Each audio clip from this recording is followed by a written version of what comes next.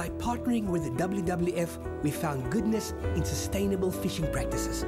Pick n Pay, always there for you. Our resident pharmacist is in the house, Franca Katz, this morning, and we are discussing bladder infections, the differences in men and women, symptoms, treatments, and when exactly you need to call a doctor. Good morning, Franca. How are you? I'm well, and you? So I'm very well, thank you, Franca. We actually started talking about this a little bit earlier with Andrea, and Yes. when should we, okay, rather let me start with this. What are the differences in men and women when it comes to bladder infections? As Andrea, I think she mentioned as well, it's much more common, a lot more common in women than in men. Yeah. Over 50% of women will have a bladder infection at some stage in their life, whereas with men, they tend to only get urinary tract infections when they're much older. Okay. And it's not that common in men at all.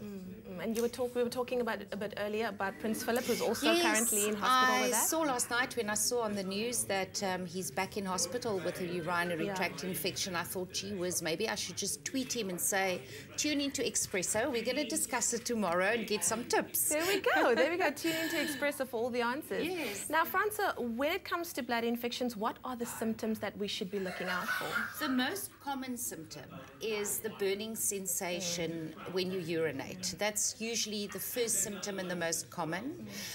Sometimes women will find as well that they have a sudden urge to urinate more frequently.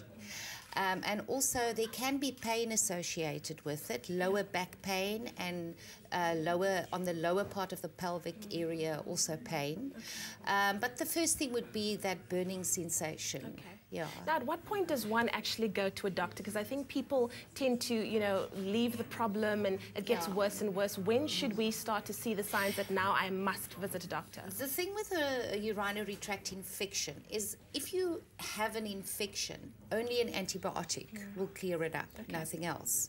You can, when you start feeling the burning sensation, start drinking lots of water because that will flush the bacteria out of the urinary tract.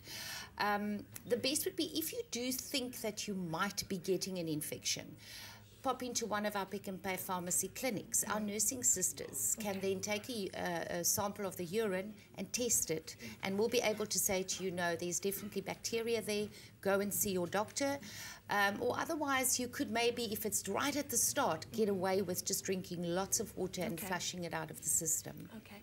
And in terms of treatments for bladder infections, what can you advise? As I said, the only thing that can help or cure it is to get hold of an antibiotic to see your doctor. But if you come to the pharmacy, we also have over-the-counter medication that are painkillers that will help with the pain that is often very uncomfortable, and also urinary alkalinizers that can take the burning sensation away. Okay.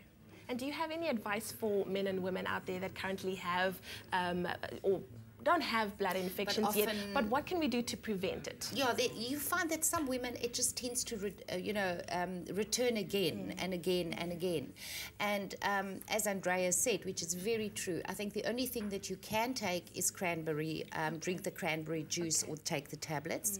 And always be aware of drinking enough fluid, 8 glasses of water a day, if you are prone to recurring urinary tract infections.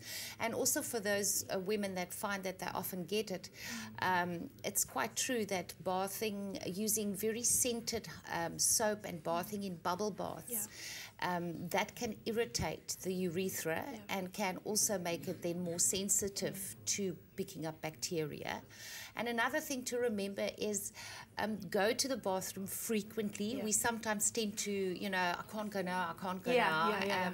Go frequently, and also make sure that you empty your bladder.